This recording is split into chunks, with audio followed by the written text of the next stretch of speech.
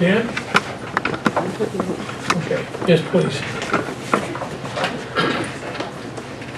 Good evening, ladies and gentlemen. I want to welcome you here. Would you please join me in the Pledge of Allegiance? Pledge allegiance to the flag of the United States of America and to the republic for which it stands, one nation, under God, indivisible, with liberty and justice for all. Take this opportunity to thank everyone for coming. And if you have cell phones and you don't need them for emergency callbacks, please put them in, I guess the best way for me to say is the airplane mode. Damn, I gotta find my agenda. I lost my agenda. Somewhere. We don't have any appointments tonight, so Peter, if you have the opportunity, would you come up and make your presentation, please? We actually got our answers pretty much from Peter this afternoon, and I had sent everyone an email with those answers. Yeah, I just handed them out to the board members here, Okay? and you're gonna need another chair, Peter. I can Wait. Oh, okay. This- I'll answer your phone. I'll answer your phone. Not the first time.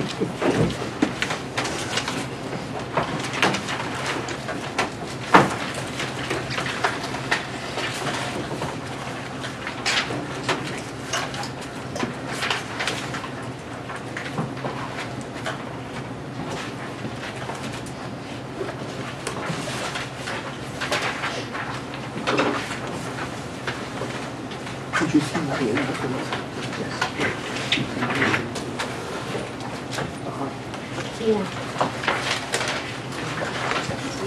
Yes. I didn't have the minutes when I was reading it. Probably. Pass them down.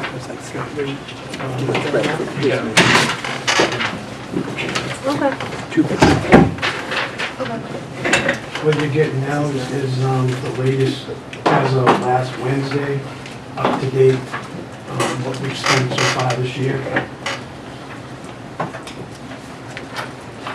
Expenditures of the budget. Eric keeps track of that, so that's how it as of Wednesday. Basically, I guess we'll just give it an end with highway budget this year. For the most part, it shows level funding. There are some increases, and those are due directly related to salaries and wages. And there was a couple of lines that we did increase. So I guess we'll start right at the top. For highway department salary, that shows an increase of $1,300. Highway department hourly shows an increase of $27,933. Highway department temporary hours, that shows it stayed the same. Department overtime. Department overtime shows it stayed the same. Highway employee benefits shows an increase of $8,000. Highway consultants stayed at $1. Building maintenance stayed at $40. Highway equipment rental stayed at $30. If you have a question, just stop. Highway telephone, we kept at $1,500. Highway advertising, we kept at $1,000. Highway conferences and training, we raised it $500 to $1,000. The reason for this is to try and get more training for the guys that we have. We train through the UMH T2 Center. We also do hosting, and when we host them at the shed, we actually get 3 people to take that class for free. So we try and take advantage of it as much as we can. Excuse me, Big, you said here you went to 1,000, Yeah, so you just raised it 500. we raised it 500, from Okay, good. 500 to 1,000. Good, is that gonna be enough? I think for right now, and then we can see where we're gonna go from there. But I mean, I'd like to try that. Like I said, they sent us a list just the other day Yeah. of classes and what we should, or asked us if we could think of any classes that should be brought forward, and so, our guys that have been there for a while with the experience, have been pretty much to a lot of them. We got some guys that ain't been there for quite a while that we like to, take advantage of them and ship them to more classes. So I think that would be a fair assumption and, a fair price. Okay, 'cause I did read your notes that the ABC sent, so appreciate it, thank you, I'm sorry. Yeah. Dues and fees stayed at 500. Office supplies, 1,000. Highway postage, 100, stayed there. Safety equipment and uniforms, 14, that stayed. Highway equipment, tools, hardware, and supplies, that stayed at 3,500. Highway building improvements, last year didn't have anything in it. This year, we put 20 in there. That was at the recommendation of John. I initially tried to do, wanted to start a capital reserve fund for buildings, and he thought it would be better off if we moved it into highway improvements. I think highway improvements and building maintenance line could be combined. I don't really see why we have two separate lines. That was one of the questions that the ABC had. Highway, building improvements, yeah, okay. Next, we move on down to layouts and establishments. We kept that at 12. Currently working on some deals for turnarounds on roads that we don't have turnarounds on, and I've had a couple of them laid out. Next year I hope to finish them, because we have 3 or 4 more roads that we still need to do. And the reason we're doing that, or trying to create a turnaround, is because now we are currently using driveways, and that has worked in the past for years, and that's how it was created, but we're getting to a point where that's no longer should be an option. So I'd like to keep that one the same. Highway maintenance and contracts for mowing, I kept that at 30. We still got some dead trees, and I've got some tree companies coming in to cut some dead trees down that we've been on I got a list, an ongoing list. So I'd like to hold that line at 30. You can see highway vehicle maintenance, 65. I kept that at 65. Yeah, excuse me, you show an expenditure of over, about 5,300. Yeah, we got, according to the thing, we got 15 left in that line, 15,000. And I believe, we're headed into, we actually got bills just the other day that I don't know in there too, so. Well, right now, you're showing it An overage. an overage of $5,378.73. All right, Vehicle okay, maintenance. yeah. That's yeah, 43 Most of the bills On that my came in. printout that I'm reading from, it doesn't show that. but yes, Okay, yeah, yes, you're right. it was added to Yes, it, you're yeah. right. Yeah, when they were put together the most So, recent one. so my question is 65 gonna be enough for next year? I Or was feel- this just an emergency I feel expenditure? safe with the 65. We've had a couple of things that, shouldn't, like we had a clutch go. That typically doesn't happen, but the oldest truck, we had an issue with the clutch. I don't expect any of the other ones to have that issue, so I feel safe holding it at 65. With the new truck, I'm assuming that would probably help some as well. The new one-ton, yeah. Yeah. The new six-wheeler, we won't see that until summer. But yeah, I believe it was May or June, so. But you're right, with that addition, it should keep us safe. Highway paved roads, 110, get that at 110. Street sign maintenance, that's 6, I kept it at 6. Highway paving, that's at 600, we kept it at 600. As you can see, we over expended that by 5 this year, and that was for nothing but paving.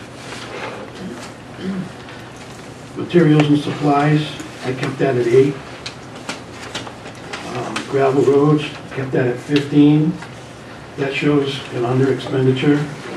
We did less grading this year and more roadside mowing. But I want to keep it the same because next year we'll be doing spring and fall grading. That line is just spent for grading dirt roads. Highway, gravel, should be for road upgrades. That shows an under expenditure. And that is mainly due because when we did our hot topping this year, it was more shims, overlays, and wear courses. As you've been provided a list of what we're planning on for next year, there's more grinding. And when we get into the grinding, you got more more shoulder work, and you got more road-based work where you actually add material to the low spots. So I kept that one the same. Winter contractors, I kept that the same. We're going to be, unfortunately, I was kind of hoping for a regular November and December, and that didn't happen.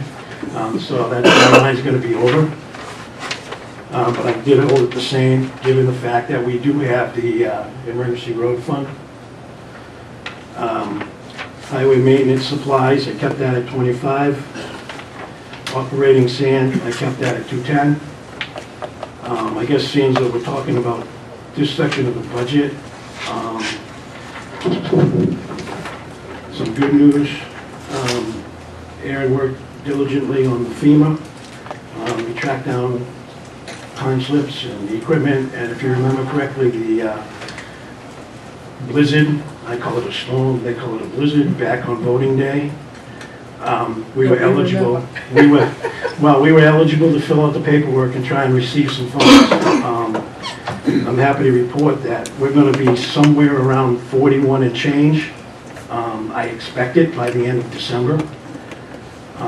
If we get that by the end of December, I'm hoping it can go back into the winter lines. Obviously, if we don't get it back by the end of December, it has to go into the general fund. But some good news is, 41 is nothing to sneeze at. So, that was a lot of good work and diligent work.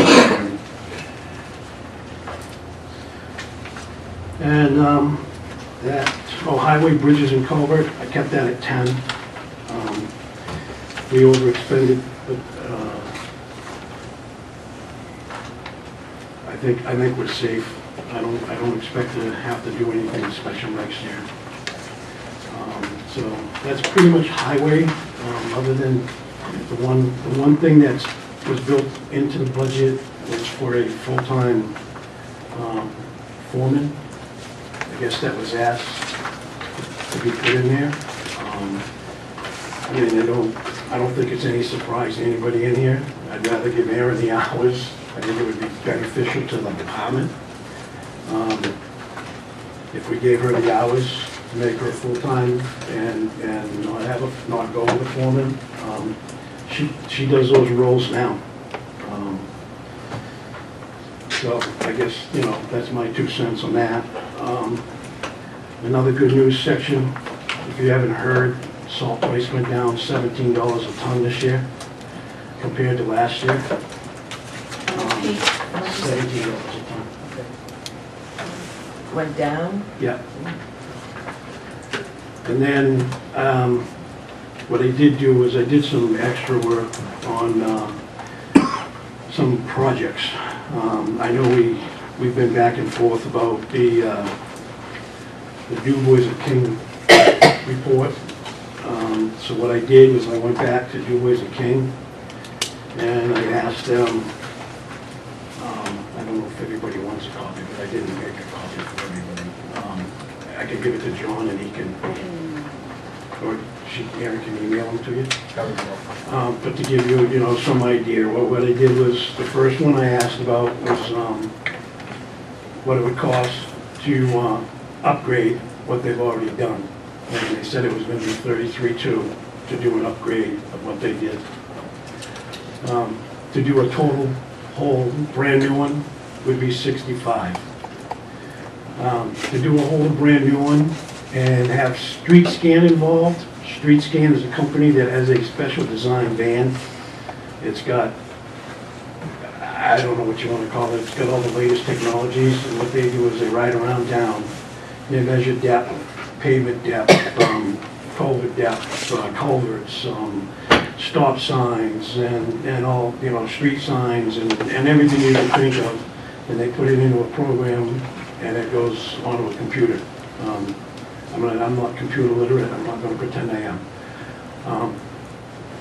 That is gonna be 21 plus 50, plus, no, that's gonna be 57 with Du Bois and King, and I'm working on that project.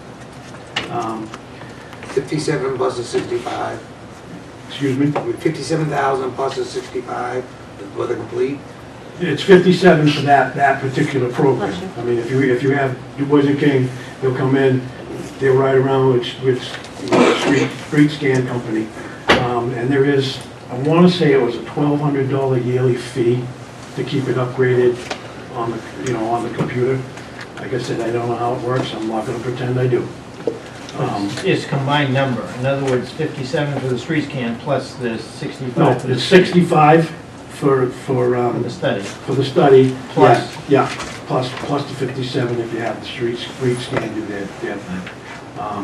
That seemed to be a topic of discussion, and I wanted to give you those numbers. I'll have Aaron email them to you.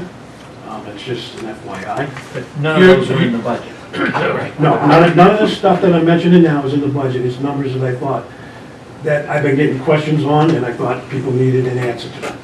All right, now, how do you feel about it? What would be your recommendation for either one of these? I mean, I think the best option is maybe to have Du Bois and King come back and do an update or an upgrade of what they've already done. That's obviously the cheapest way out.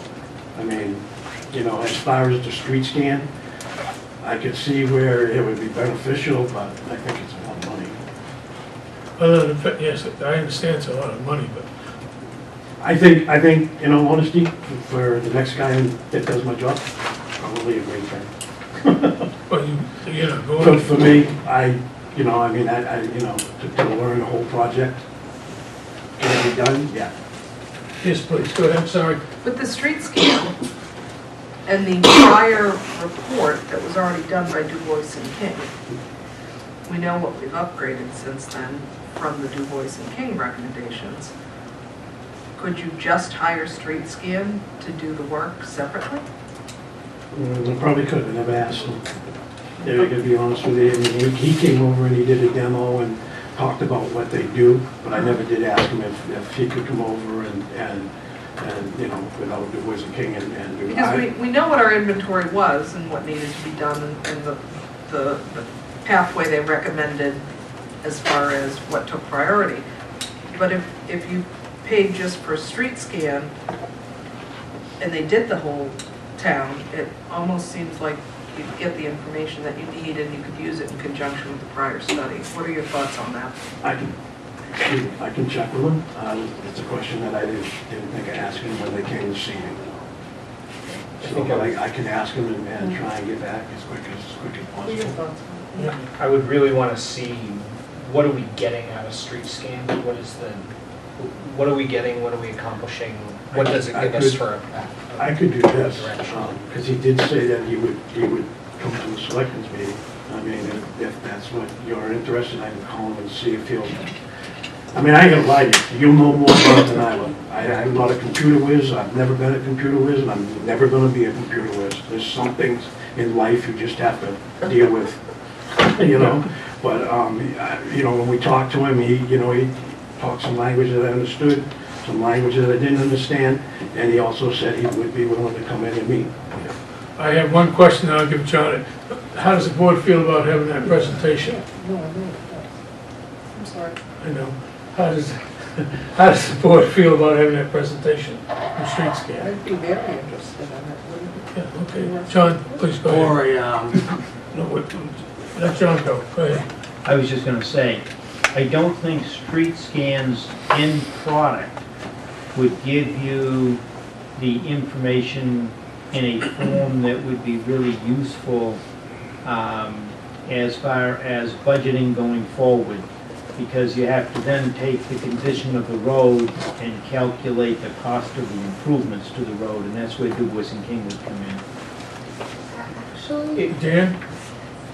if it, this winter and then all these coming up, the Du Bois can't get in, let's do a summary, just give us an update, email, and you pass that on to us.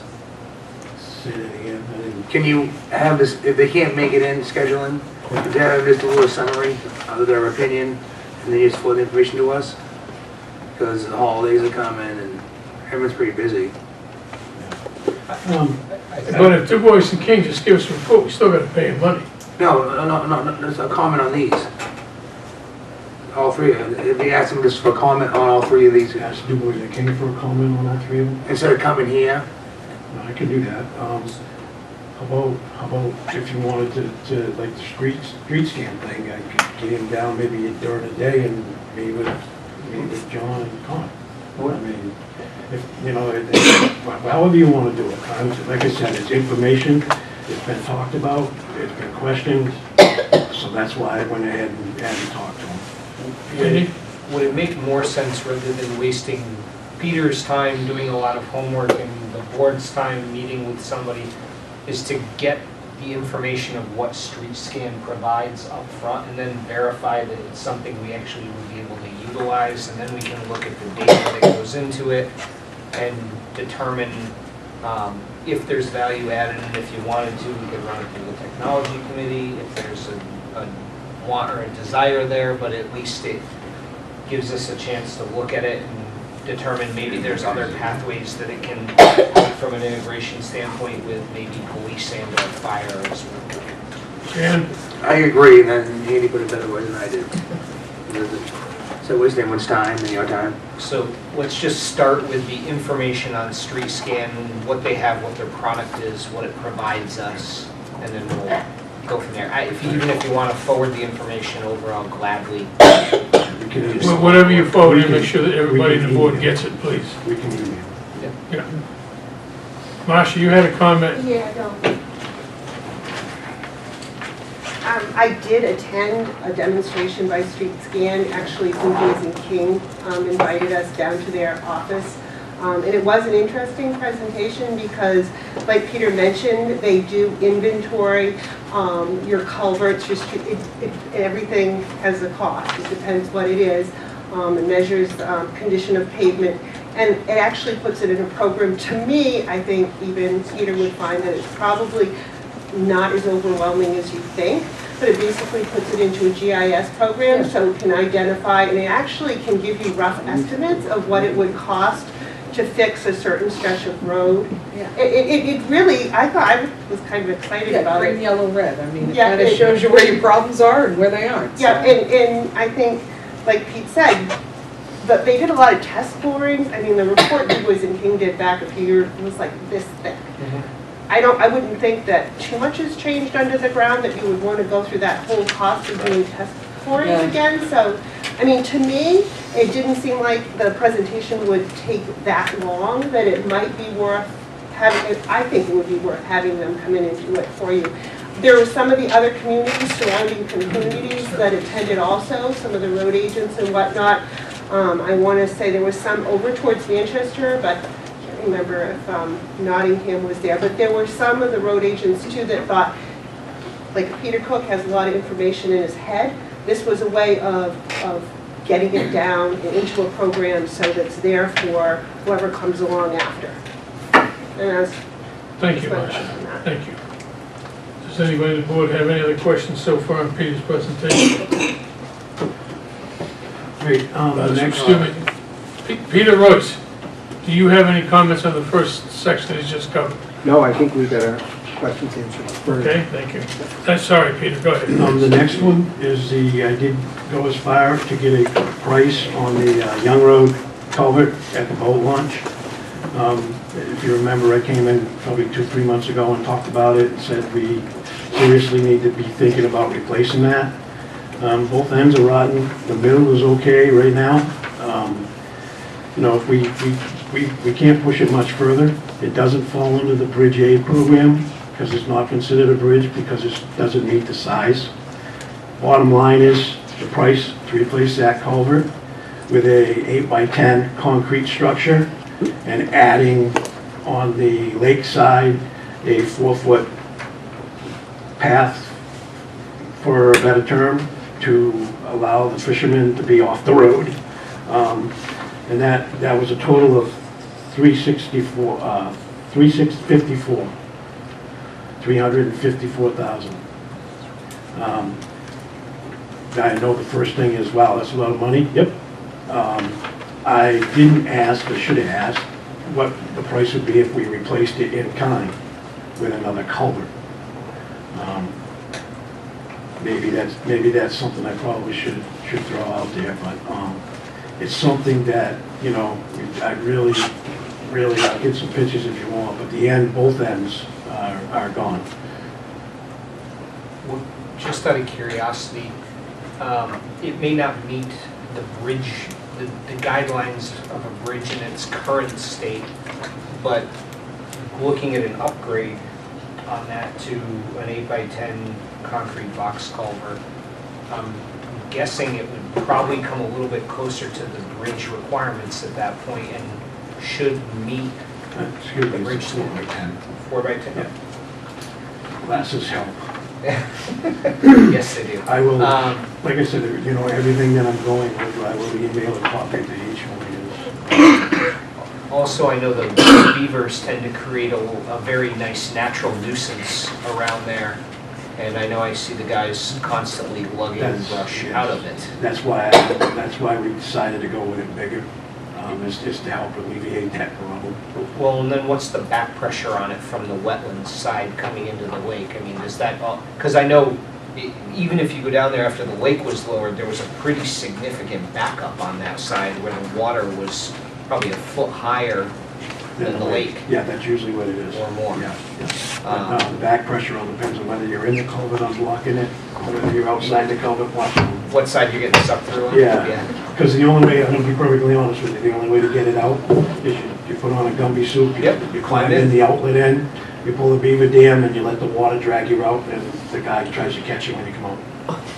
So that's one of those that I look at, there's definitely a better way, and we can probably see if we can get some bridge aid on that under the emergency side of it or to get it pushed up from a red list end. And see what we can do maybe to fast track that if possible, especially considering that culvert's in tough shape. I will see what I can come up with. I will do that. And then also relieving kind of the wetland side of that so that it's got a little bit more of a contiguous flow might make a big difference. Usually when the level of the lake is where it is in the summer, it usually stays pretty level. Constant, yeah.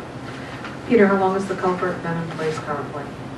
I want to say it was 40 feet. How long we did it? How long We has replaced that? it in 2001. So 17 years? Yeah. Okay. And it was a 20-year life expectancy on the culvert. It's not a coated, it was just a regular steel.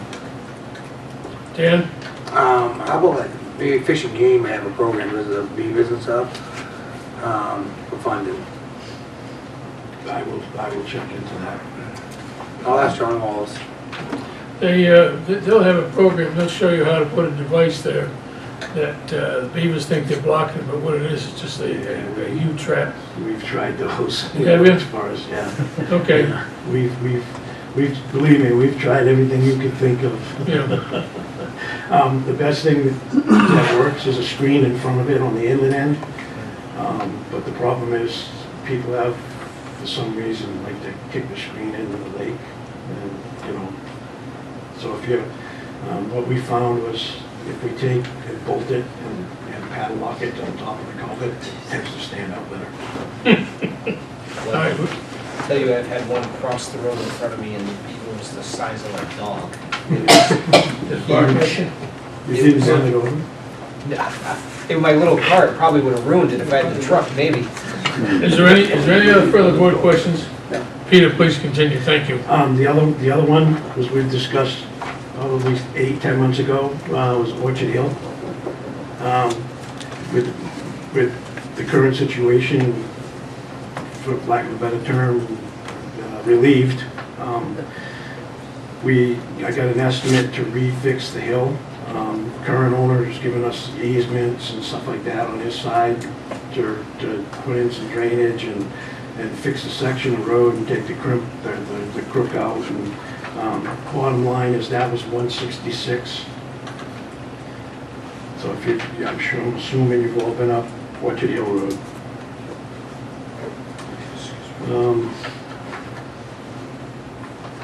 Does that pave it too?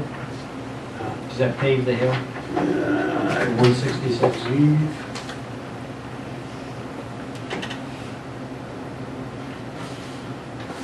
Or is that improving the gravel? That's just improving what's there, improving the gravel, doing the excavation, doing the drainage and, Yeah, no, you know, no from the paving. top of the hill and cutting.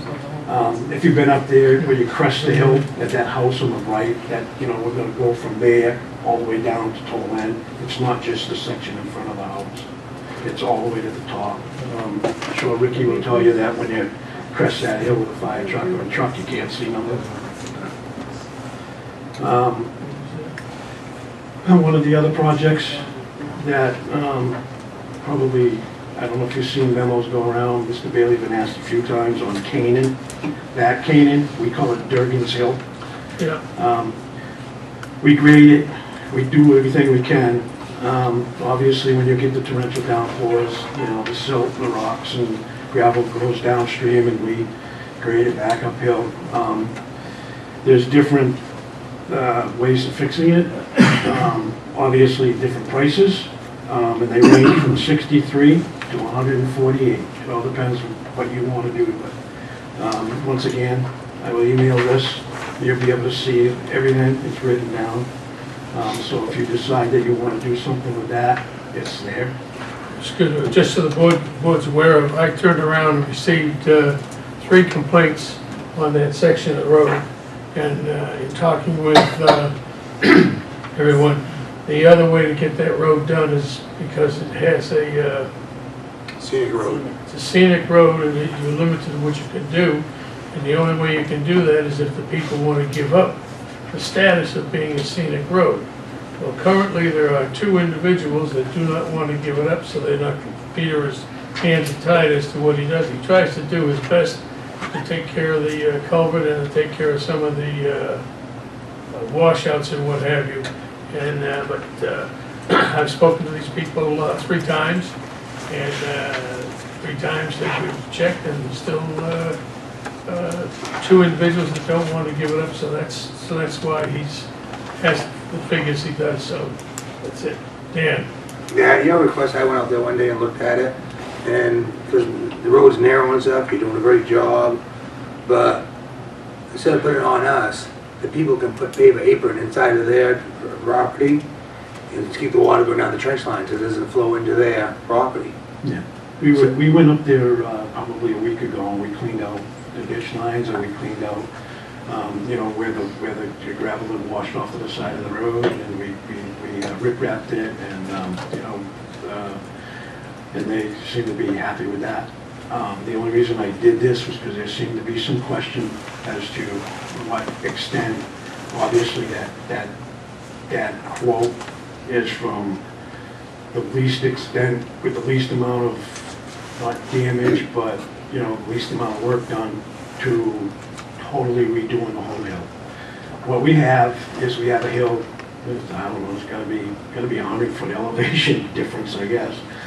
And over the years, grading, they say you lose 1 to 2 inches of height every year you grade a road between the grading and the dust and all of that.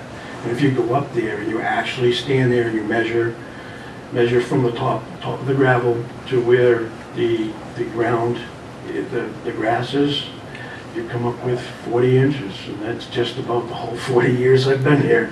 It makes, you know, so it, you know, the numbers all kind of match. And that's the biggest issue. The biggest issue is the water has no place to go. It runs the length of the hill before it's able to run off the road.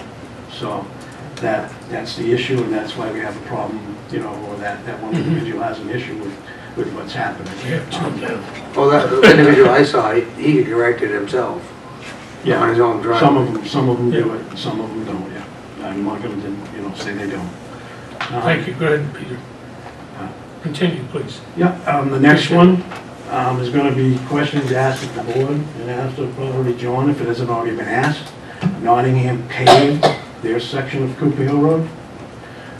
So I went ahead and had Du Bois and King go out there and look at Cooper Hill Road, because those questions are going to come to you folks. Once again, Cooper Hill Road's a scenic road. It's not that long. In all honesty, it's probably, as far as dirt roads go, and the base, it's probably one of the better ones we have. It does stay hard. Even in mud season, it gets soft, but we don't have any mud issues. But we went up there, and basically, we did, you know, pretty much what's in place there now, and total upgrade, paving. We got one section that would require a new culvert and a new guardrail, because on both sides is probably a 15, 20-foot drop-off, and tree removal. What we come up with is the price difference from, obviously, the least amount is $296 to the most expensive is $375. It all depends on how much work you want to do, how wide you want to make it, and that's what it comes to. And you know, if you've been up Cooper Hill Road before, that's a very short section of road. I mean, I can't, it's probably, I didn't measure it, the length, but it's not that long. You're talking about 375,000. Yes, Okay. it goes from 296,000 to 375,000. I just want to get that in the record. So once again, I'll email you all the information, and you can do with it what you wish. Last but not least is I was asked to get, I want to do some work on our yard at the shed. Not the section that we did 2 years ago, but the section that's been there in place for 20 years. It's breaking up. That's where the building maintenance line comes from. Building maintenance line has 40 in it. To redo, regrind, and redo the yard at the shed. Is $75,200 and something, $230. So obviously, we're not going to be able to do it all in 1 year. You know, that's something I'm going to have to look at. I'm not saying that has to be done this year. I'm just giving the board a heads up that it's something that has to be done in the next, you know, couple of years. It's going to have to be redone. I also was asked to get a price on the public safety building. I did that. That's basically the same thing. That's grind, redo the whole thing, thicker pavement. So because of the weight of the trucks, I figured it'd be better if it went thicker. And that was $78,320. And then the other one would be the transfer station. You know, at the gate, you know, all your, to the transfer station, the gates, you know, we keep that, call past that constantly. The ramps are getting bad.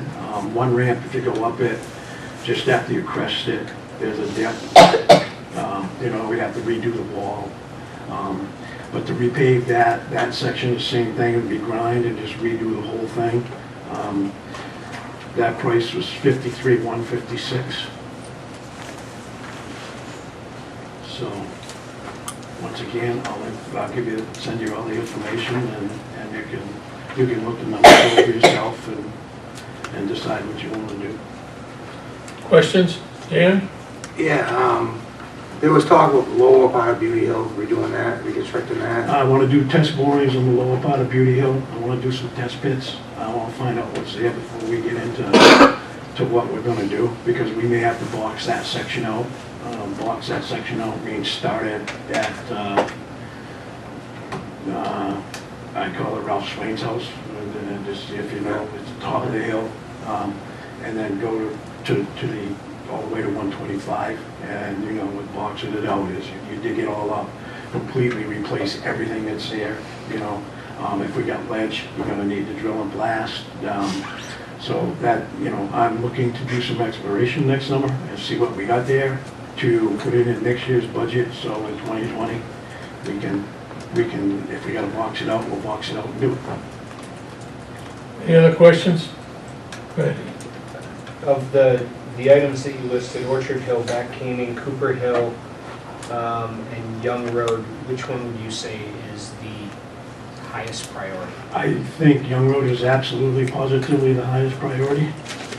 You know, like I said, we got the end of it, it rotted out, and at both ends, and I think, you know, whatever we can do, I told Peter Royce today, is, you know, I'm to a point where you know, I mean, if we have to take that 350 out of the road pavement line and do it this year, that I would support that, I would do that, and do less paving.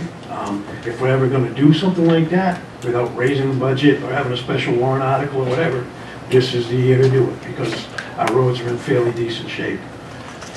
But that's something, I guess, it would be up to you folks to decide.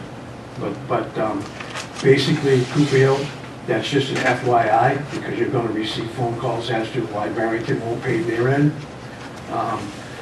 The Canaan Road was just an FYI, because the question was, you know, arised, and I wanted to make sure that you had some numbers, so when you talk to people, you had some numbers to actually say, okay, this is what we did, this is, we had it in the engineering, the town's engineering firm, they, you know, we measured the hill, we spent, I don't know, 2 or 3 days on this, you know.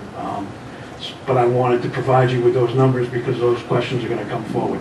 Orchard Hill, my actual plan is maybe this spring or midsummer to go up there and do some ditch work with the backhoe. I think we can straighten out some of that right now without absolutely spending this type of money. If I'm given the opportunity, I think we could work with Mr. Connick, and we could, you know, do some ditch work and some shoulder work and make it a little bit wider, and, you know, maybe use some riprap or something to get us through for now. Because they just sold the house at the top, they're new owners, so they're all, you know, we gotta get them privy to this and get them to jump on board as far as cutting that knoll off. That they're gonna be the big part in all of this. Wasn't that part of the agreement with allowing, the way in which we allowed him to set his lots there was that he had to allow the road to get repaired and... Yeah, that's Mr. Connick. Right. But beyond Mr. Connick, that person that lived there sold probably, maybe a month, 2 Couple months, months 3 months ago. ago. Yeah. So you got, we're dealing with a whole different new owner. Yep. Actually, he came forward because he wanted to make another driveway on the other side of his house so he could, I believe he's building a garage. You know, I met with him this summer, and we talked about, you know, when I was doing the driveway, and we talked about it, and I told him next spring I'd get together with him, and we could absolutely sit down and decide what we're going to do. And he seemed to be on board with me. You know, I mean, once we crest the hill, we got plenty of width. Right. And with the question, ditch line ain't the question. It's just from the top of that hill down to the bottom. Mm-hmm. Getting up around that bend. Yeah, so if, you know, if Orchard Hill was 2, you know, 1, 2, 3 years out, it's not a breaker. And as, like I said, as far as Canaan and Cooper, that's an FYI, because you're gonna be asked some more questions, especially on Cooper. Dan? On Young Road, if we get into a bind, we could put steel road plates on it for a temporary fix, and you know, wait for a while until we figure out what's going on. They do it. A lot of people do it. 1-inch steel plates. 8 feet. Well, I've been looking at that, or maybe a line, you know, lining it or something, because we're, you know, we're at a point now where it's tough. It's in tough shape. You know, the ends are tough. You know, the actual traveled right of way, it's in really good shape. It's quite surprising, but the ends are gone. All right, and the state right now is doing 202 Yeah. for $120,000, redoing a Sun Lake Malago bridge. Yeah. Culvert. And they're replacing that. I believe if you replaced it in kind, I think the only thing I would do differently if we're gonna replace it in kind is go with a steel coated culvert. You're probably looking at 30, 25, 30 years life expectancy. You're not gonna, if you go with a steel culvert, it's gonna be cheaper, you're replacing it in kind.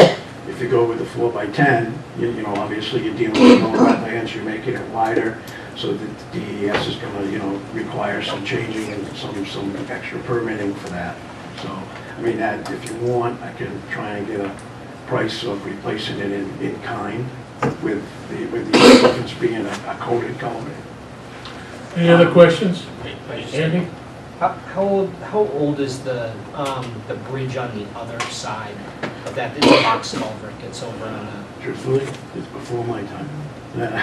You know, maybe Brian, you got any idea? Yeah, I'd say it was around 1970.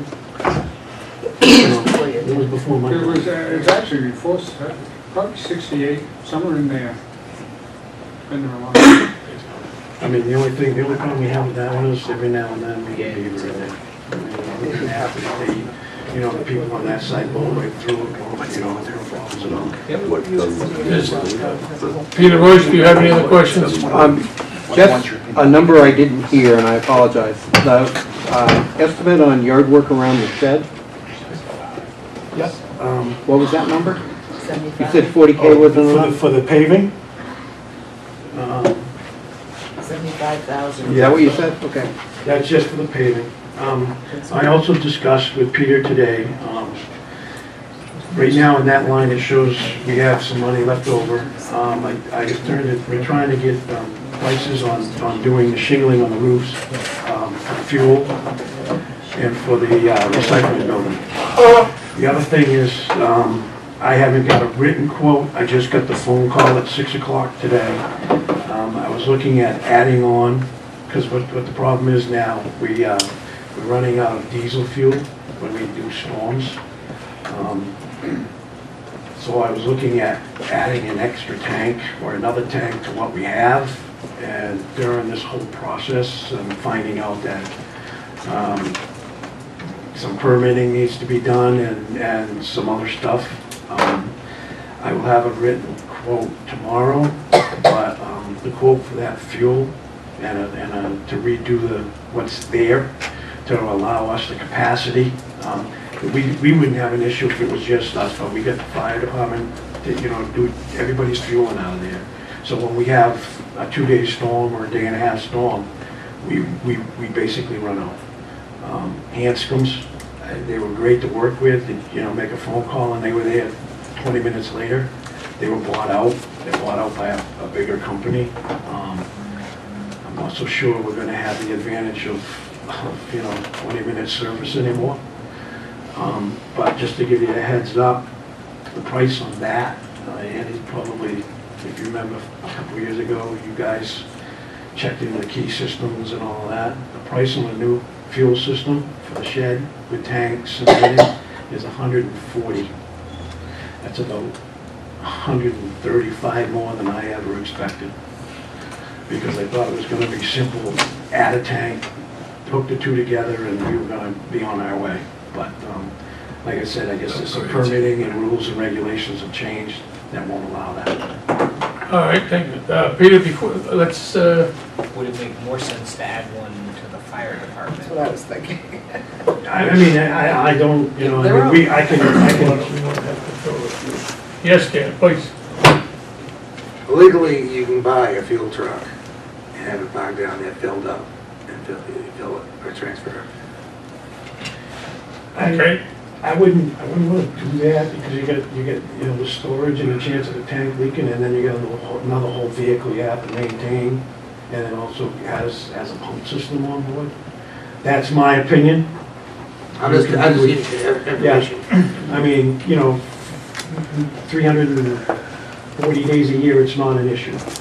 You know, days like last week, you know, we plowed, you know, Monday, Tuesday, Wednesday.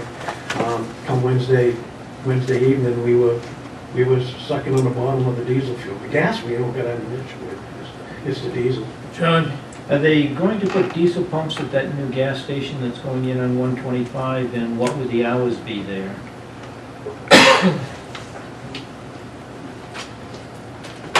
I'm not aware of the hours of operation, but I'm certainly aware that they are going to have diesel and high flow, high fill in the back of the building. Yeah, and I mean, granted, we would want to make sure that we were able to get exemption on the tax as far as the way in which we did it, but I know some towns, instead of putting in expensive systems, have gone to buying, I mean, keep what we got so that you have it, but have the backup as being a fuel station that's, especially if there's gonna be one in town that does. well, I'd like to move this on, please. Peter, we go for the dams. Those are numbers that pretty much means everything for the. Transfer station, sorry. um, You can do dams first. Yeah, we can do Yeah, that's we'll a do check the box transfer. thing, let's do Yeah. data stuff. That's fine, I can do transfer station. Transfer station, pretty much is the same thing. We tried to hold every line we could possibly hold. The exception being the full-time hourly wages, part-time hourly wages. Do you want me to go there? And, yeah, just let me finish this. And, obviously, everybody's aware of the recycling situation, and those are the lines that increase. So with that, it's got the total overall number shows a $51,000 increase over last year. And I'll let Aaron run through the line items. So like Pete said, the majority of the increases are on the waste management lines. Our haul rates will be increasing from 119 to 122.53, which is a $2.99 increase. The tonnage and rate for MSW and DEVA will be increasing from 72 to 73, which is a $1 increase. This will be a similar pattern for the next few years, so it'll be something that we need to take into consideration each budget year from here on out. So the first line for full-time hourly is an increase of $1,029, which reflects COLA and merit for our one full-time employee. The part-time hourly is an increase of $3,999, and this increase reflects the COLA merit for the part-time employees. We were able to hire 2 attendants for the transfer station. One covers the Tuesday, Thursday shift, and is a fill-in for Saturday, and the other one just works Saturdays. Transfer station earned time buyout is the same at $800. The benefits, this will decrease by $2,106. The transfer station landfill monitoring is the same as 2018 at $3,000, and the monitoring wells is a decrease of $2,500. The next line is the transfer station building maintenance. It's the same as 2018 at $15,000. This is used for maintenance around the transfer station. We still have some upgrades at the transfer station. That includes a new roof and gutters and upgrading the compactor building, which we did some work by repainting. We pulled the old carpet. We do need to replace it with something. We just haven't figured out what will kind of really hold up. The carpet kind of holds in smells and stuff like that, so we're trying to find out what will be like the best way to go about that. If it's flooring and then a runner, so we're still working on that. The next line is the equipment maintenance. It's the same at $5,700, and this is used for compactor repairs, annual maintenance, and propane for the forklift. We have our annual maintenance, and at the time we hadn't, but we already PM'd all our machines. The transfer station equipment rental is the same as $500, and is really used for the porta potty that we use during the summer, which apparently really comes in handy.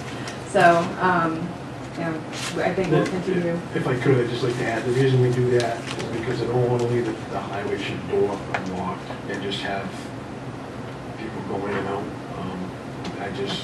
So that's why we have the porta potty. So So the next line is transfer station conferences and training. It's the same at 500. This line is used for training classes and conferences that pertain to recycling and waste management. As part of our transfer station operator certification, we are required to complete continuing education classes annually.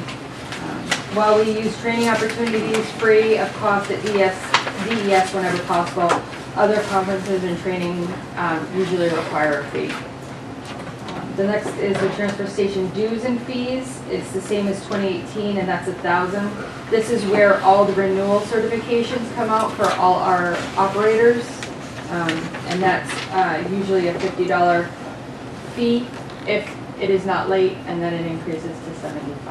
But that is few and far between. So that's for 6 operators, and then our annual NRRA dues come out of that line. Then mileage and expenses is the same as $1.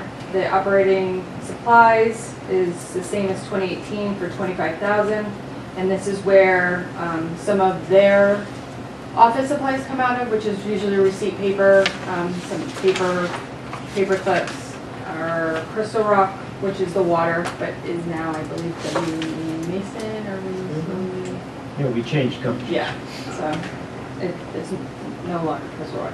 Department shirts, and then our Barrington trash bags come out of that line as well. The next line is transfer station contracts. This is an increase of $7,000, bringing it from 98 to 105. This is, we use for our household hazardous waste day, and strict, like for our waste management bills, which is just the household trash. With the increase of tonnage every year due to the increase of residents and the increase of hauling, we recommend increasing this line.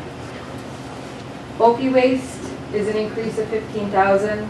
It'll go from $60,000 to $75,000. And again, this line is used for waste management bills. With the increase of tonnage again and the increase of residents, that's why we're recommending increasing this line. Next is transfer station recycling. We're adding $30,000 to this line, which brings it from $25,000 to $55,000. This line is used for the single stream, and due to the major changes in the recycling industry worldwide, not just in Barrington, New Hampshire, the recycling market has not been doing well. Since we don't know what the future holds, we recommend increasing this line to cover the cost of recycling. The next is electronics removal. It's the same as 2018 at $16,000. We've been able to reduce some of our bills by turning in commodity, which consists of RAM, wire, computer motherboards, hard drives, optical drives, and computer. So we're able to deduct some of that off of our bills that we submit. And then the last line is metal and tire removal, which is we are decreasing by $1,000. And this is just used for the tire removal from one company at the transfer station. So overall, it's an increase of $51,422. We do have a projected revenue for 2018 at the transfer station at $175,000, and to date, the numbers that I got, it's $164,693.02. So $164,000. You can round it up to $165,000. So that's to date what we've brought in at the transfer station. We've issued, at the time that we did this, 45 new resident transfer station stickers.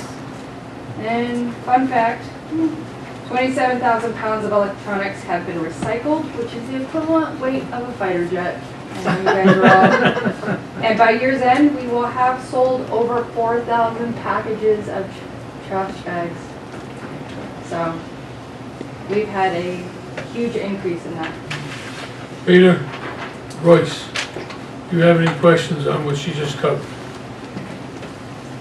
One of the things that only came up to me in the discussion here is that if we're only paying per haul for recycling, and we haven't had a contamination issue, does that money that we have overspent in the budget this year totally because of the number of pulls? No, that's That's processing. that's a processing for. That was my other one. I did finally get a hold of, Peter Royce asked me a question today about the on this form that we got with the new rates for 2019. On the bottom, beside the processing formula and beside $35 per ton on glass is an asterisk. And he wanted to know what the asterisk meant. The asterisk is so when you read this, you refer to the processing fee and realize that it's going to fluctuate throughout the year. Okay. That's why he put them there. So, and out of that recycling line is. Please speak up so everybody can hear So you. out of that recycling Thank you. line, I showed him, we also get a processing, it's the processing for net balance due for recycling, which comes from that Recycle America. I know that you get, it usually comes to the selectmen. So that is what comes out of that line along with the hauling. I think if everybody remembers when we had Waste Management here, they were quite intense about the fact that there's places in Massachusetts that are closing down and that our fees are gonna go up. China's not picking up any more of the stuff, and so we do know that's coming up, and then it's just regretful that we're getting caught in it now. But isn't that why we signed an LTA, like a 10-year LTA to control our costs? Well, we didn't control, that was to control the solid waste cost, which we did, but not the recycling. And everybody is going through the same thing, and everybody's handling it different. But I do, I think we've had 5 pulls from the glass. So we're taking about 6.5 tons of glass out of single stream recycling right now, so. Which will help lower that as far as tonnage goes. Right. You know, we're constantly, probably once every 3 weeks, we're on the phone with Pete LaChapelle from Waste Management. Then we're also in constant contact with Mike from the NRA, Yeah, trying to keep up with whatever the latest and greatest thing as far as the recycling stream goes. I talked to Pete today, and not this Pete, but there's too many Pete's.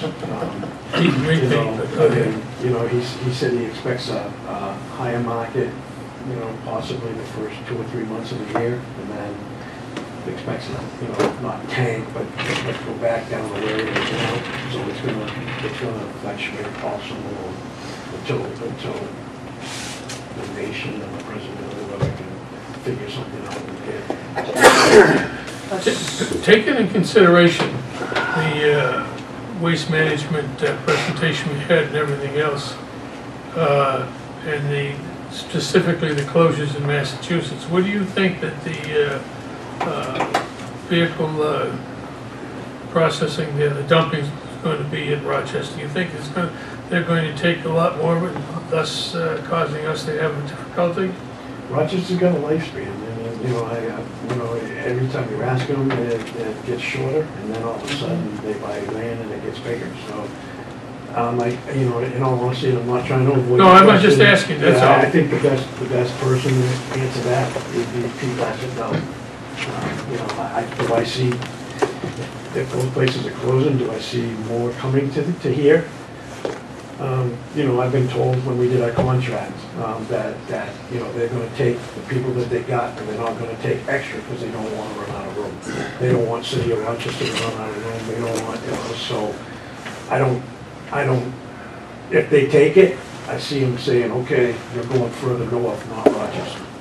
All right, thank you. Board questions, please. I'm sorry, Peter. Just for information, I think with the last expansion plan that's been approved by DES, they're out to 2031 or something like that at this point.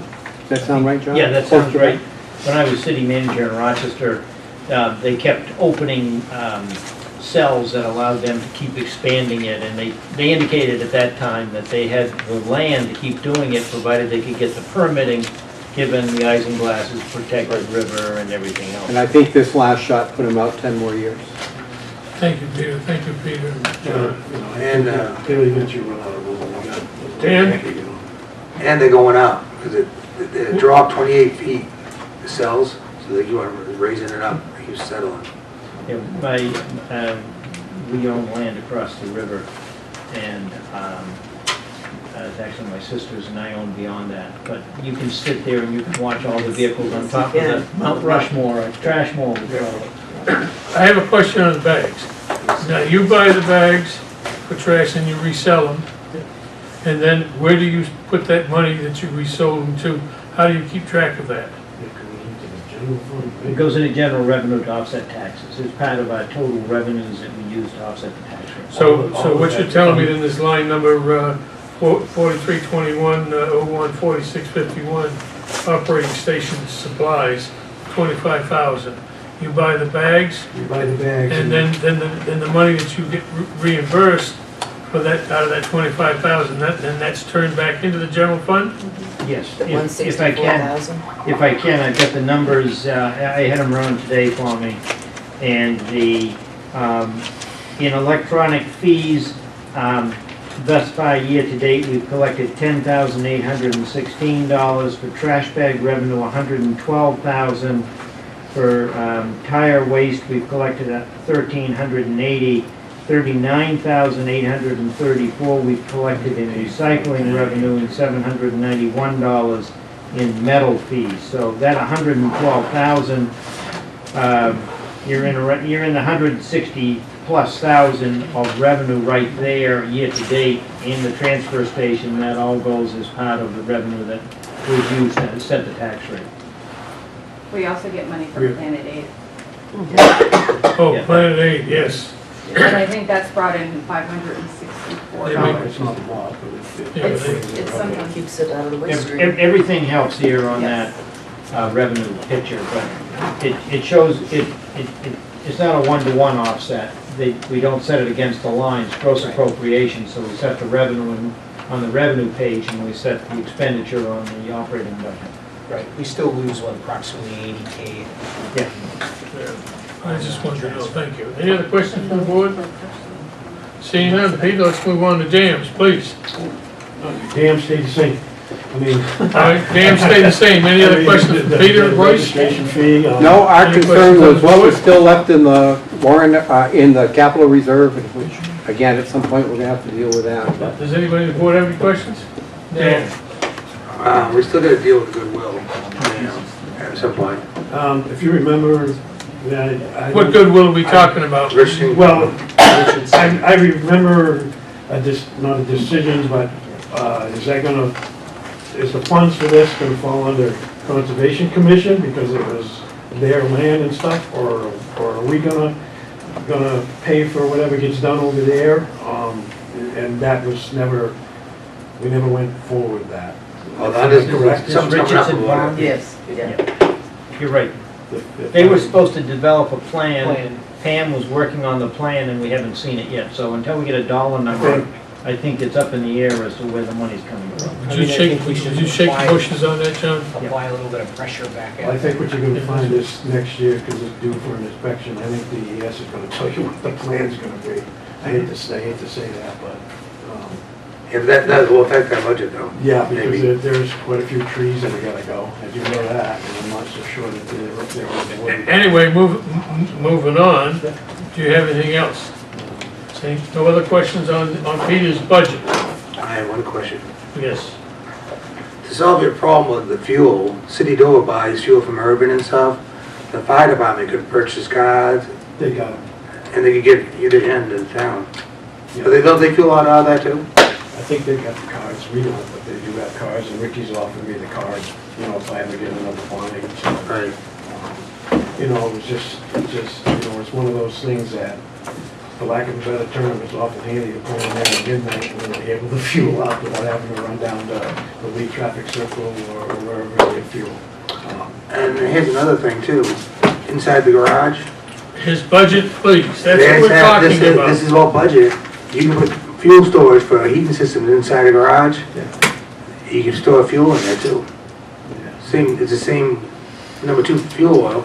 Problem is right now, the footprint of the garage, inside the garage, they're really, if we could, I can't even think of a place we would put something like that. No, I'm talking about the new one out back somewhere. I'm talking about the new one out back too. All right, now that we've had his budget taken care of, I'm going to thank you, Yes, Peter. sir. What? It relates to budget, and it's a general item around transfer and recycling. There are definitely some creative solutions for how people are handling recycling material. I think it would definitely, it's funny because I was sitting up the other night thinking about this, so, I'm a little warped in that way, so.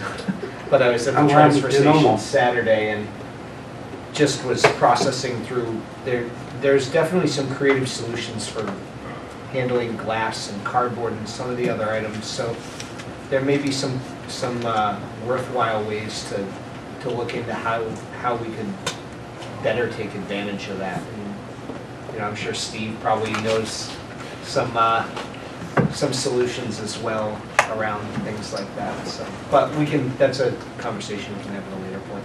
You can keep thinking about it at night. I'm a really warped individual in that way. You're normal. I am sorry, but thank you. I know you are. I do appreciate the minute at the mic. That's it. I do the same thing. Thanks again, Peter, it was really appreciated. Moving on for today, we have public comments.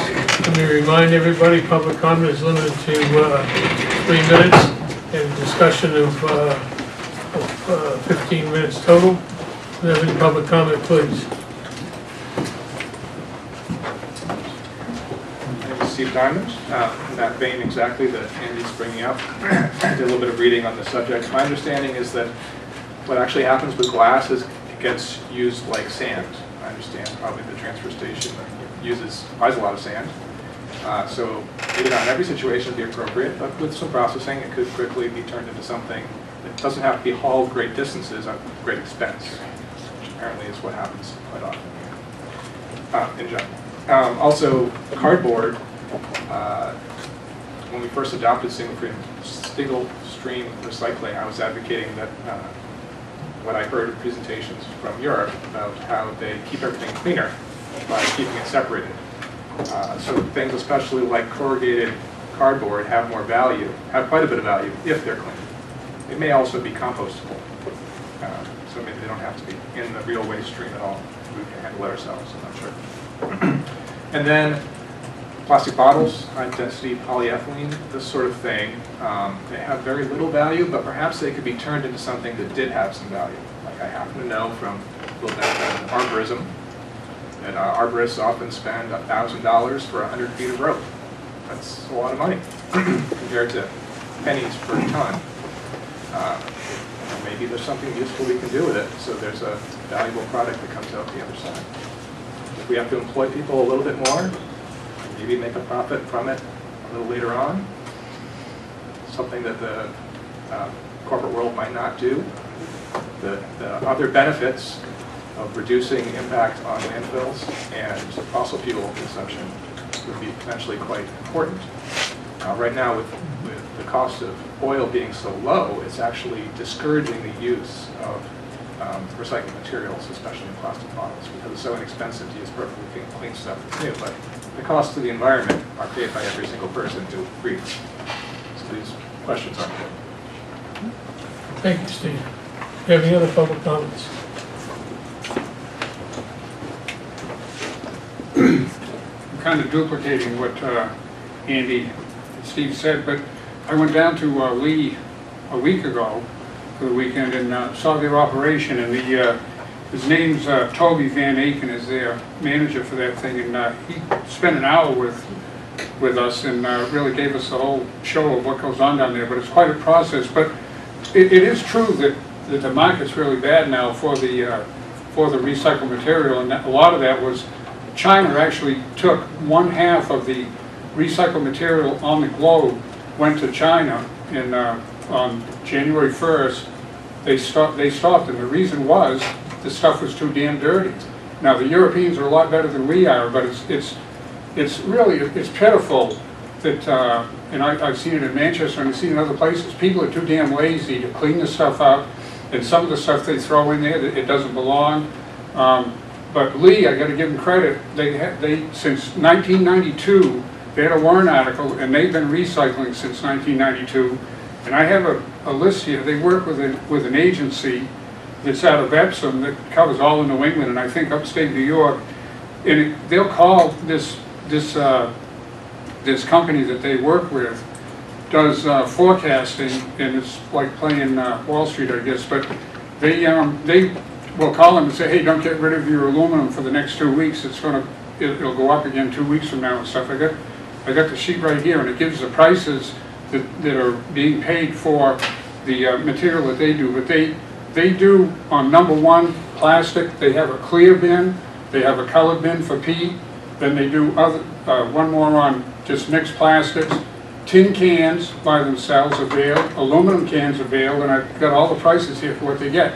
They got a good market there, but it's a very strict, well-organized things, and they got people, when you throw your trash out there, it better be trash, and the other, you're required to recycle, so, and they're looking at what people are dumping over, they got quite an operation over it, it's all veiled.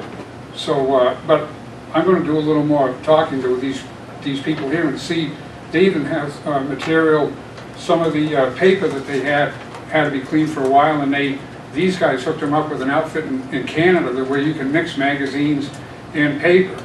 But it's just, I think we gotta look ahead, and as Toby was telling me, he goes, sooner or later, the federal government is gonna get on the states with what the problems with disposing of the material we have. They may make it mandatory, and that could be 20 years from now, that you're gonna have to recycle and have some regulated ways of, at the local level of doing that. But it's just, we're too easy now. People take advantage of being able to throw away stuff that they shouldn't. And I think it's a shame that we're too damn lazy for what little work it takes to do it.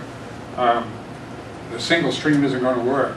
So, but anyway, I and some other people, maybe Andy, I'm just going to find out, can there be a market out there if things are done the right way? But Lee is still selling all the stuff they have been selling, they're still selling it. So I think we got the country as a whole got to do some work on making markets for what's out there, what could be out there. Thank you. Thank you.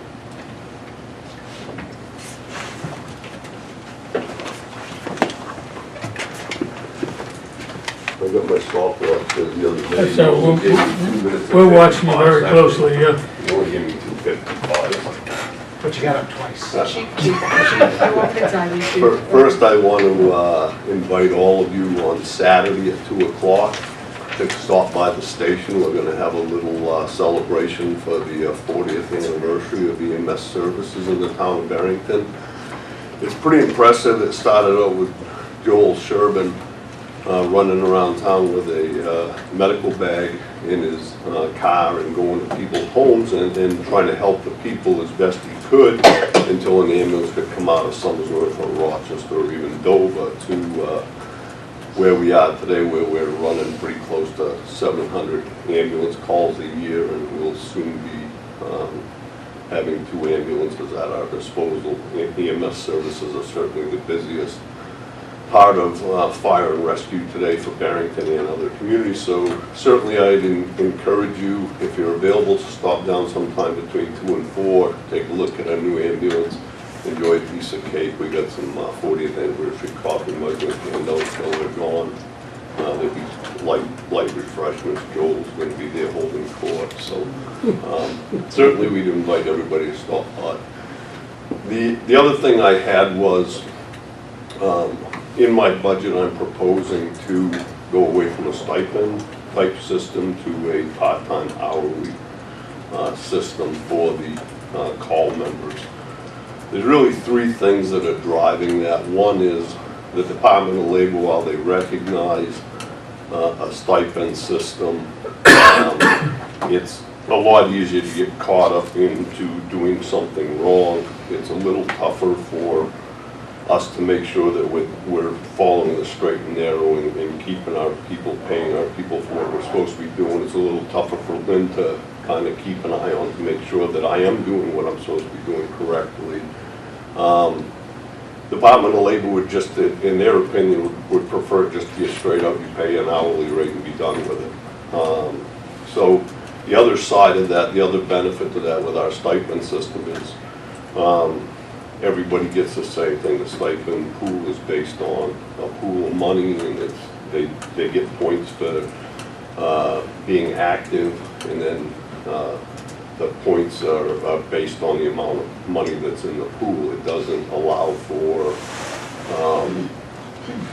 officers to be paid a little more or higher certification to be paid more. So I'm looking to move to a system in which um, we would be able to pay an hourly rate. The other side of that is that if FEMA, if we have a FEMA declared emergency like we had this year with the blizzard, there's no ability to pay the call members. FEMA will not recognize a stipend system. But if the town has a policy that says we can pay our full-time employees, our permanent part-time employees, their hourly rate, and FEMA will work within them numbers. But our call members, FEMA says, you know, you're entitled to basically minimum wage for that. So the reason that I'm giving you guys a little heads up is I'd like you to think about it. If you got any questions,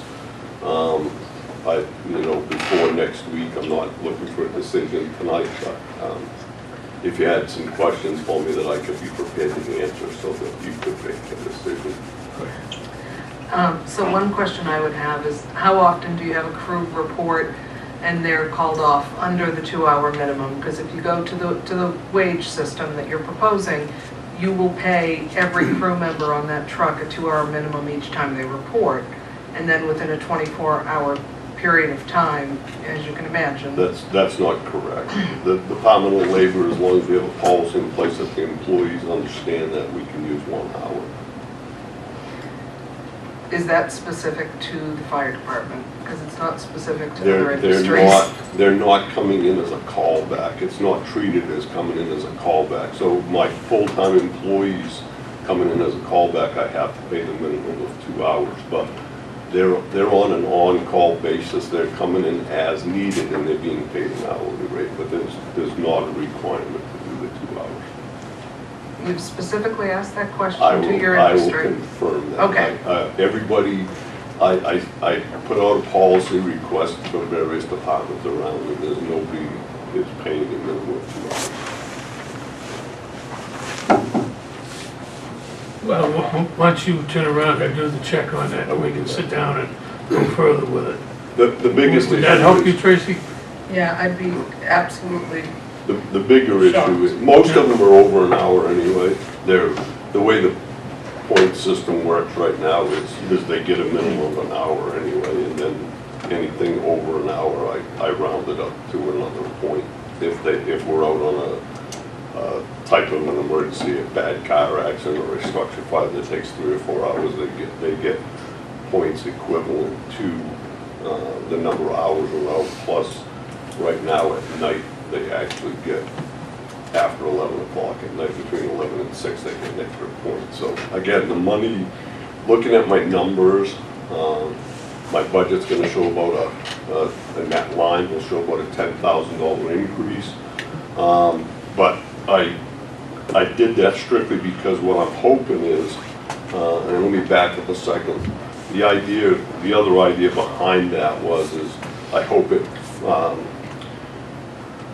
I want to pay this on a monthly basis rather than a quarterly basis, with the idea of hoping to foster more people to respond to covered calls.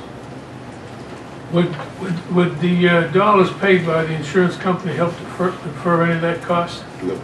All right. Tracy? The other thing I'd double check, and the labor department, you can call them, chief, and you can literally say to them, here's what I'm thinking, what are the RSAs on this? You typically can't pay part-time employees monthly, so. We can, we do You would have to get an exception through the correct. labor department, We so. currently have that with our EMS on-call. And you feel confident I they sent issue an it? email to them. They approved it. They have to approve it in writing. They sent an email back, which I believe we have on file, that says that if they got a complaint from one of our employees, that they would have to revisit it. I followed up with every single one of my on-call employees, understand that if they want to be paid on a weekly basis, they just have to ask to turn the timesheet on a weekly basis. So we are in a spot, nobody asked to be paid on a weekly basis, but our policy is that if somebody does ask to be paid, we will pay that way, but a month, doing it once a month is a whole lot easier for me than having to figure this out every week. Okay.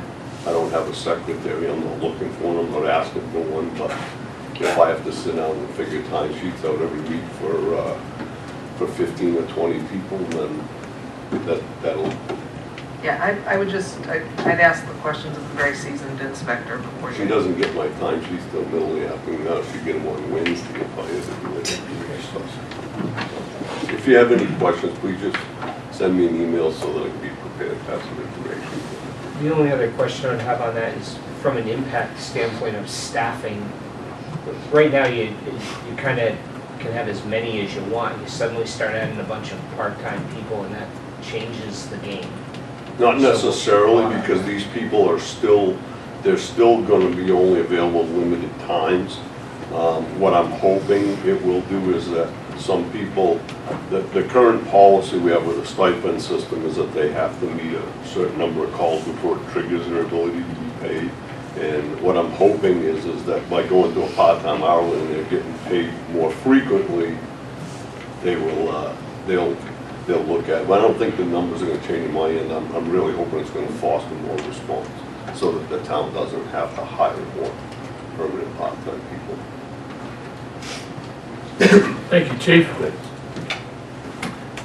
Is anybody Let's see, any public comments? You still looking for Not people? moving on, Okay, talk review to of the me. minutes from November 19th, 2018. Any comments from the board? Thought they were complete. Seeing none, do I have a motion, please? Make a motion to approve the minutes. I'll second it.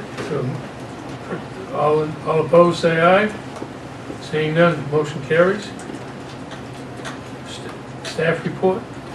John? The only thing I have is, I did send out that bond council letter. I actually have two things.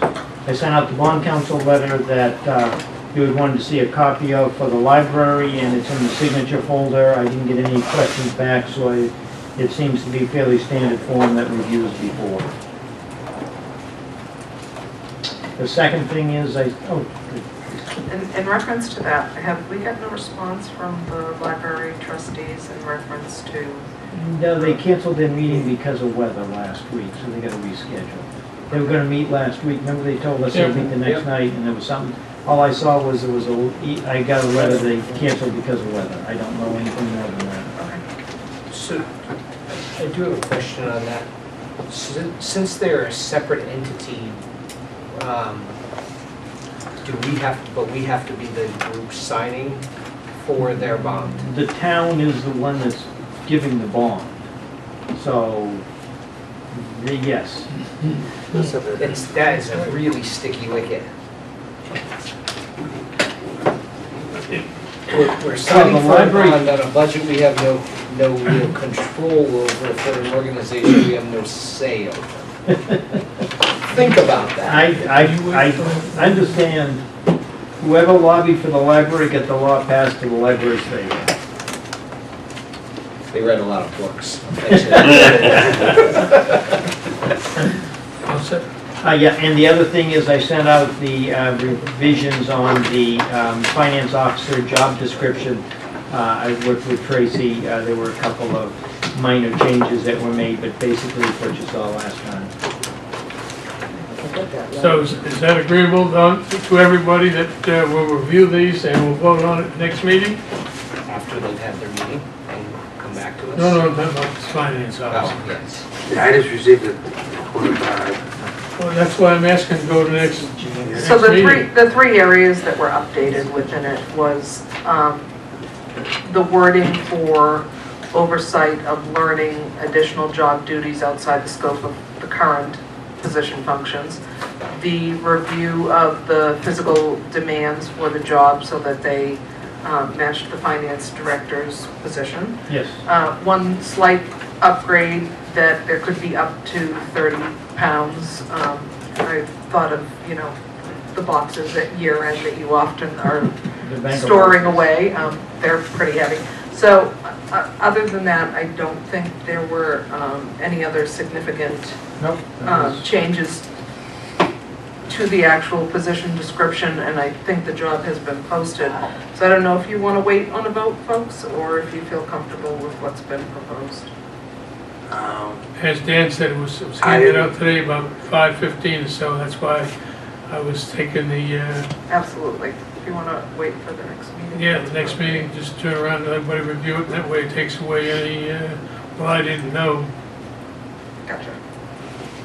Actually, I thought the last meeting you told Tracy and I to come up and do it, and I didn't know it was gonna have to need another vote from the board, Well, so. I'll tell you what you did. Yeah.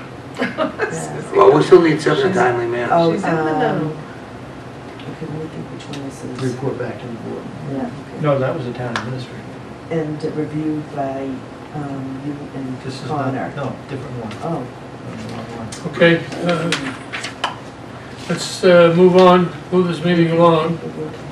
So the only barrier is, should John choose to make an offer this week to a candidate, are you in a position where that may occur?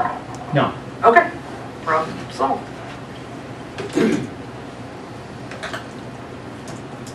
Anything else? we're bringing it back next week. Yep, we're fine. Trying to time right now. Everything else, John? Nope. Suzanne?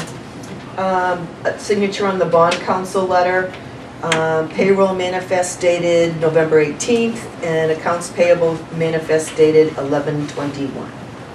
I don't think we were signing the bond council. Yeah, we have to table that. Wait for That's them being to tabled go. as well. Bond Yeah. council? No, we're not signing that letter. We're signing the engagement letter. Oh, is that what it is? Oh, Just sorry about that. engagement. That's what it's called, the bond council engagement. letter. Revised. We want to table that too? We'd like to table that. Can we table that? What, the bond council Yeah. engagement letter? Do we get a response? What kind of a response? So we want a response from the library. Oh, you mean the other question you had from the library? Why? Why not? That's not the good answer, Dan. Well, we need something timely for me to educate the guests. We asked for information, we did not receive it yet, so I am not able to make a vote now. If you want to vote for me, I mean nay, sir. That's fine, I appreciate that. Anybody else want to vote nay? I don't want to sign it because we did ask them for information and they have yet to have Well, a meeting. That's right, keep on your feet. I would like to ensure that we have an answer. So if you put that aside. Yep. All right. Anything else? That's it. All right, there is no old business. Anybody have any old business? Seeing none, does anybody have any new business? Seeing none, we're gonna go to the selectmen's report. Selectmen there. I was on my way to the conservation and my truck broke down. And I left at Village Place and I had to get a ride home. So I never made it to the meeting. I stayed up all night and fixed it. Thank you. Select person Haddock. There has not been a rec department meeting for me to attend since last week. Very good. Select person Net. Planning board, excuse me, the planning board had their meeting on Tuesday. There wasn't any specific item on the agenda. The focus was around since there were no actual plans to review, the focus was around solar collection systems and an article, putting together an article for solar systems and what that would look like and what the guiding language would be around that.